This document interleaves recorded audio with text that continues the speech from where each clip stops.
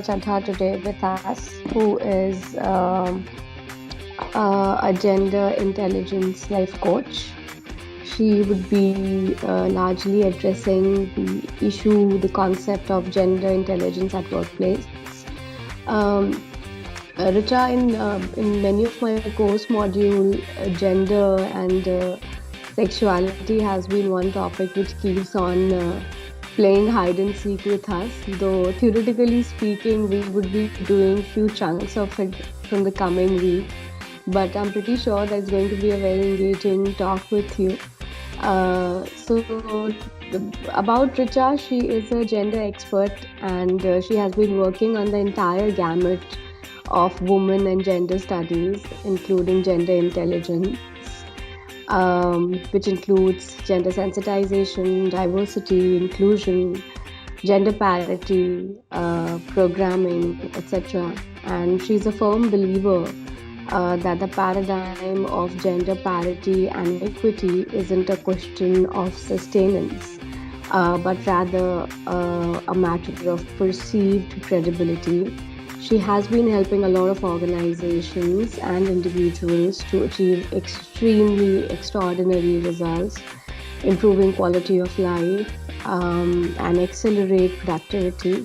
She conducts training programs, workshops, individual, executive, and life coaching, and corporate coaching services that dramatically enhance personal and organizational performance in the areas of leadership, teamwork, communication, relationships, and life management skills. So this is what I think would be. I don't think it would be fair to introduce someone like Richa of this candidate in these many words, but this is what I came up with. So Richa, technically the way the format goes, we have a 90 minutes lecture, and usually the speaker speaks for, let's say, 35-40 minutes, or if in case you want to keep it interactive, with each slide you can interact with students, because this class is one of the highly interactive classes where students have strong opinions and in a very articulated manner they exhibit their dissent, their thoughts, their doubts. So however you would like to take it, it's completely your discretion. And then if in case you would like to give a lecture first and then perhaps proceed to the question and answer round, that is also fine. So then with these words, guys, I welcome Richa Chadha, who has agreed to give the first guest lecture in our course. So thank you so much, Richa, for coming on board. Over to you now. Over to you. Thank you so much, Dr. Richa, and I heartily welcome on that behalf all the students for taking out time early morning and taking up this session on the agreement. So I'm really glad to be a part of this. So what Dr. Richa has just mentioned about, adding to that, my expertise is mainly in the life coaching. And when I talk about life coaching, it is that I'm working with schools and I'm working with the universities. I'm actually making them a place where they can understand that the relationship between, the man and a woman is more than just an acquaintance or more than what the appearance comes to us. That is actually what we talk about. And whatever we're going to follow in this entire process of the workshop today, it's entirely based on the module of relationship. So when I talk about gender intelligence, also gender intelligence is one of the concepts which has been started long back by Barbara Ann Miss. And the part of which I'm going to take it forward today, Mars and Venus coaching. I'm certified under that. And Mars and Venus, Dr. John Gray, who is known as a relationship counselor. He's world renowned. And we are sharing the concepts on the basis of where we are telling people that relationship is the foundation of everything, be it at your workplace, be it at your house, be it anywhere, because a relationship is the only aspect that two people join together, right? So with this thought, I would just want to give you a little bit brief of what is gender intelligence. Now we talk about man and women, in any aspect. So gender intelligence is something that we should have a knowledge when we talk about gender equality. We say that gender equality is something that works on the paradigm where everyone should be treated equal. That is completely fair to say that part. But it's equally important that as a man and a woman, we all are born with certain difference. Not only the reproductive organs that I'm talking about, the differences that I'm mentioning here is a lot more than our reproductive organs. It is more like an internal biology which is attached to it. So the internal biology means something which is your brain structure, something your hormones, all these things are a part of a man and a woman existence. So whatever we are going to talk about is more like an interactive workshop, because I would want you to indulge in certain activities where I want you to brainstorm and think about, maybe right now, maybe later on, it can really help you in your daily life, or in accordance to how to interact with your peers, of your opposite sex, even your teachers, male or female teachers. And when you step out of this university, when you're ready to work in the workplace, in an organization, you would have a fair knowledge that how a man and a woman is different in a lot of ways. So also, because I would say this is more like that we need to understand, accept and embrace the differences between a man and woman. It's like an attitude or a vision that is very important. So let's treat the opposite or the differences as a positive attribute of each gender, where we can, work together and create a better communication between man and women, collaboration, cooperation, which will help us to define ourselves, which will help us to succeed in all spheres of our work, home or outside. So Richa, do you mind if I just intervene here? I can see a hand of a student. Yeah. Someone has a Absolutely. question. Whoever it is, would they mind just unmuting themselves and putting forth their perspective? Good morning, ma'am. This is Dikshita. I just wanted to ask you, like, are you talking about the brain size that, there's this, a perspective that males have a larger brain and, they're expected to have, high levels of intelligence and all. Are you referring to that part of it when you say the differences here between the male and female? Absolutely. I'm talking about the corpus callosum, the interlink between a man and a woman, how a man is good at single focus task, how a woman is good at multitasking. All these things are a part of how our brain is actually designed. So what we call it, with the neuroscience, we refer to as a brain structure. Okay, ma'am. Got you. Very well put across. Thank you so much.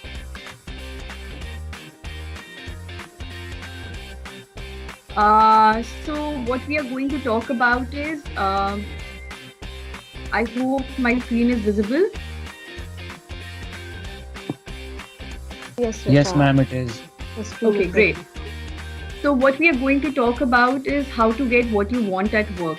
Now, the only aspect at work is not the work that we do. There are a lot of things that involves at the workplace. The employees that we say, those employees are man and women.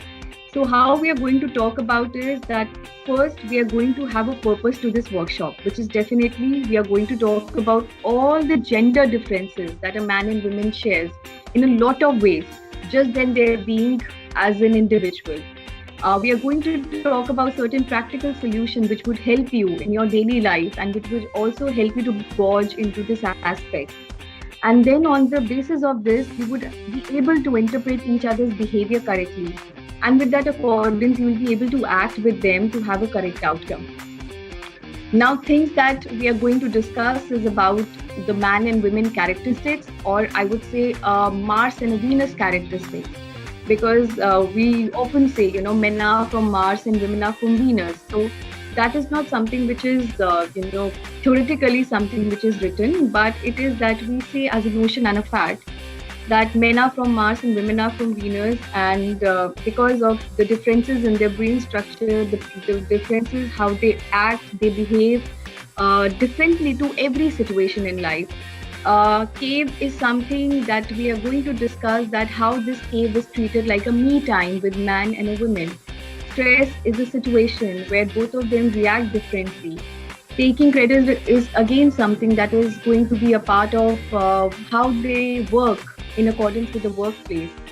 And with that different approaches, we are going to talk about how we can conclude and we can take it forward in our daily life and at an workplace to help each other be a better person with the differences.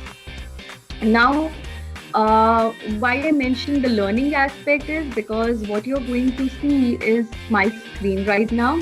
Observe. I would really want you to observe, because right now it's a virtual session. I want you to observe each and everything around you, because in your house also you have your brother, your sisters, your mom and dad, everything. So the aspect is again man and women. I want you to really understand and use your auditory senses, and even if you have any question or a doubt at any moment, you can just put it across, because it's not important that whatever I'm saying would make sense to you completely. There would be some disagreement, and I would really want you to have a disagreement so that we can sing together and have a learning to that. And with the kinesthetic sense, yeah. Richa, I'm sorry. So I'm just taking the task of just being, just passing forward the question to you. So Okay. Khariditya has a question. He is asking that why ma'am, Mars and Venus? I think he wants you to perhaps explain this analogy first. So Mars and Venus is something which was started by, this analogy was actually started by John Gray.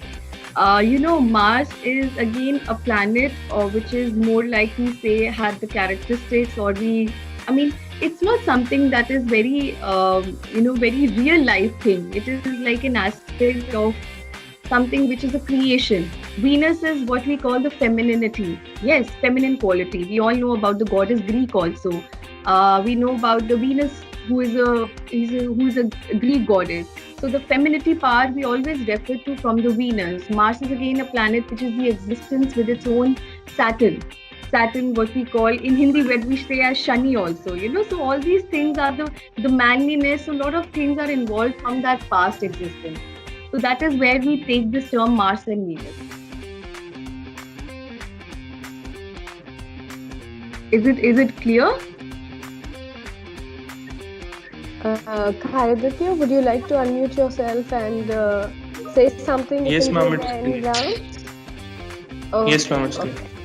Okay, great. Thank you. So, kinesthetic, because kinesthetic means your feelings have to be attached to whatever we are going to talk about, because till the time you don't feel it from inside, you won't understand that how things are making a difference in your life. Now, a very simple thing that I want you to understand and right now just brainstorm is that, any characteristic you would want to bring out about you, because it says I, me and you. So any three things that you want to talk about or you want to share with your group as a part and play you think is best in you. And also I would want you then with those three characteristics, I would want you to again get into that part and get acquainted with somebody you have never spoken to, never talked to anyone before in your classroom, because that would help you to break that zone. So would you want to do this exercise right now? Or maybe you can just take a note of it and then you can take this at the end of the session. Students, what do you want to do? Do you want to do this exercise right now, or do you want to do it once Richa has presented and once we are doing the question answer thing? How would you like to take it? And basically, we could do it at the end. That would be comfortable. Yes. Yeah, great. Okay. Great. I would want you to keep on, exercising your brain in this aspect so that you can think about and get yourself into that zone where you can talk about your three things and something. You can in the meantime also pick up, because you have the list right in front of you. You can pick up the person you want to talk and exchange those things. Okay, so moving ahead, that now we are going to talk about the introduction of the Mars. So as I said, Mena from Mars. So, there are certain qualities that we talk about men. We say men are confused or they are frustrated when they are working with female colleagues. This is something like an inbuilt to them. They have certain, they receive and they perceive women at best or uncertain, manipulative, as they don't speak directly. Now, why is it that? Because they also think that women don't talk directly. They always have some kind of a motive behind, and they are not certain. They are not very predictable at times, and they are uncertain. And it is actually based largely on the observation, because sometimes women are not comfortable in speaking directly to men. And men perceive the style of speaking, they think that it is like women don't exactly know what they want to talk about. That's why they have tagged them as uncertain. And they also say that they don't know what they want, or they don't know what they're asking for directly. They always have a hidden agenda. So if Hindi में it happens ना, what are you trying to say? मुझे समझ नहीं आ रहा है. Why don't you speak it directly? तेरा मतलब क्या है बोलने का? So all these things, we are not able to understand towards each other, because men perceive women at a distance, women perceive men at a distance. As I said, that more than the physical appearance, the way we are in front of each other, it's more beyond the part, far beyond the part of the internal biology, which is the brain, that how it works. How we feel is not going to be certainly same every time, because the situation might be same, but our differences would be how we are going to feel and act on that part. The Venus, on the other hand, they are very uncomfortable when they are in a masculine environment, because this is also something that comes from the patriarchy. Women have had a long struggle in proving themselves at a lot of fronts, and we have been literally demeaning the personality of a woman, that they are not well or good enough, though we have reached a point today where women are competing at every level. But if you get into the nitty-gritty of it, women are still finding it hard sometimes to have that equal position where they can say that yes, we exist at that position, we hold certain positions which are high in profile, but still somewhere the monopoly of us make the man uncomfortable, because they think that we are being led by us. The important part of women is also that they feel that men are arrogant, because they don't give them that much importance. And on the observation of men expressing their opinions forcefully on them, because men are trying to seek attention, so they just want to force everything on them. This is again a concept or the aspect of patriarchy which has been on a lot of us. Now, what we are coming into is a very important thing, that how a gender intelligent work team succeeds at work and its business when we speak a second language. Now, I have talked about both the characteristics of a Mars and a Venus. Now, these are the mixed gender work teams. They are working together to be a success at work, in business, and they want to learn. They want to actually understand now to speak a second language. Now, what is the second language that I'm talking about? This language is basically the language of the opposite sex. So language, I wouldn't say it is a literal language that you have to learn. Say, for example, if I say that, like you speak Hindi or you speak English, and then you have a guest at your place who speaks Italian, for example, completely Italian, and that person doesn't know Hindi or English, you would really want to make an effort to, converse with that person in Italian. You would try and make that effort anyway through your gestures, or some words you would try to pick up. But it doesn't mean that speaking Italian would make you an Italian. You would still be an Indian, right? You would still be a person who is speaking those two languages, Hindi, English, or whatever, apart from the native, whatever you have a hands on. So that is something, the language that we talk about, that man and women have a different language altogether. Their meanings, yeah. Richa, can I come in here? So yeah, sure. We have two interesting questions. I think it might be able to perhaps change the discourse. So Prabhajot has written that basically the typical thinking that in single inverted quotes that no one can understand a woman. And Bharatitya is saying that are we talking what is mostly dominant in men and women? Because I know people who are just exactly the opposite. And then Harshit recently commented saying that so men and women basically learn how to cooperate in a business environment together. So I thought that maybe as you are progressing, you could just take these questions and comments and So try this out. I really like these questions. What we're talking about is not only a workplace. What we are talking about is also the foundation of a relationship, which will help you in every aspect. Yes, something that you have mentioned, that some men are cooperative and they are on the front to help women. That is because they understand the language of a woman. So we say that women have femininity in them. So we all have, in fact, we all have both the masculine and the femininity inside us. But it's again who we feed better, who we try to understand better. Is it only that we are trying to be masculine and suppress ourselves of not understanding a woman with that femininity? And you would actually find it strange that some men say that they are feminist. I would not get into the very detail of this, but yes, some men say that they are feminists. So why do they say? They say they because they feel what a woman is feeling. So in fact, for the same way, a woman says that, I feel I have certain masculine characters in me, the way I talk, the way I walk. जैसे हम बोलते हैं tomboy का example लेते हैं. So, they feel that they have certain things in them. So we both have the masculine and the feminine. The only part is, are we actually ready to accept that we have that second language ka command in us?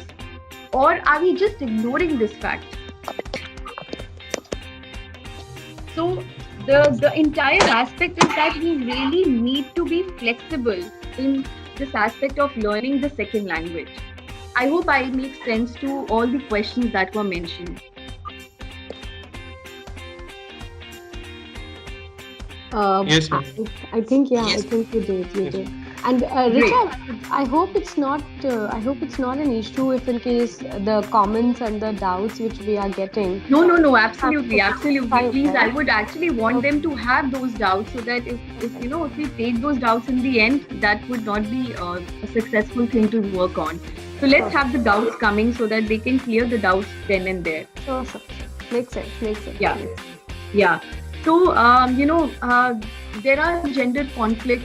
So we can reduce those gender conflicts and help each other to have a happy environment where both of us can be on the same page with the language aspect. We can create cooperation between each other. That would not only save time in recruiting the process and training the process, because we would not have that certain eligibility criteria in our head when we have a male candidate or a female candidate, or in HR who is a male or a female, then the opposite sex is right in front. So, we would be actually avoiding a lot of fuss and the ruckus between both of them. And again, as I said, it is always good to have a utilization of both the masculine and the feminine skills, because that is where we are going to make a workplace or anywhere, the foundation of the relationship is going to be much more better than anything else. Now, something that we must work on is that, we all have certain ways, and we all have certain ways to acknowledge things.